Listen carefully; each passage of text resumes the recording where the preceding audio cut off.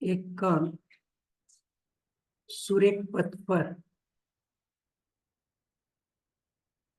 આગળ વધે છે, જેથી કોઈ પણ ટી સમયે તેનું સ્થાનાંતર s is equal to t cube minus 6t square plus 3t plus 4 metre છે.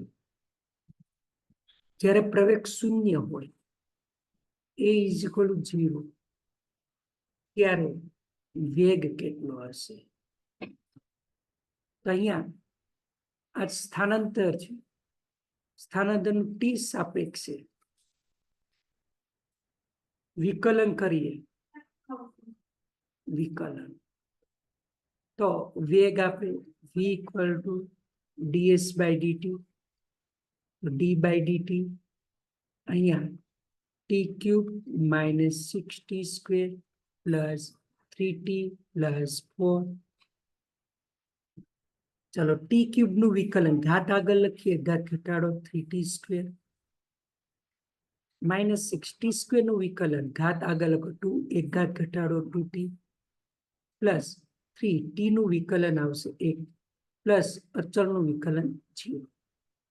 Here v equal to 3t square minus 12t plus 3. આ વેગ આવ્યો ઇક્વેશન 1. કીધું છે પ્રવેગ 0 હોય ત્યારે વેગ જોઈએ છે, તો આનું વિકલન કરો. a is equal to dv by dt, dv by dt, d by dt 3t square minus 12t plus 3, then 3 અચળ t square નું વિકલન 2t minus 12, t નું વિકલન 1 plus 3 નું વિકલન 0, તો 3 ગુણ્યા 2 6t minus 12.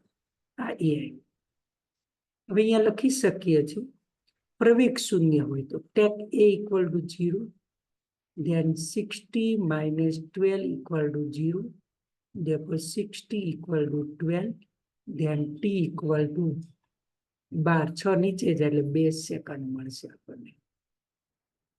ત્યારે વેગ જોઈએ છે, તો આમાં કિંમત મૂકી દઈએ, તો v is equal to 3 2 નો વર્ગ minus 12 into 2 plus 3, 3 2 નો વર્ગ 4 minus 12 24 plus 3, 3 ચોક 12, 12 માંથી 24 એટલે -12 plus 3 એટલે -9 મીટર પર સેકન્ડ. આન્સર આવશે -9 મીટર પર સેકન્ડ. ઓકે, તો અહીંયા સુધી આપણે યાદ રાખવાનું છે.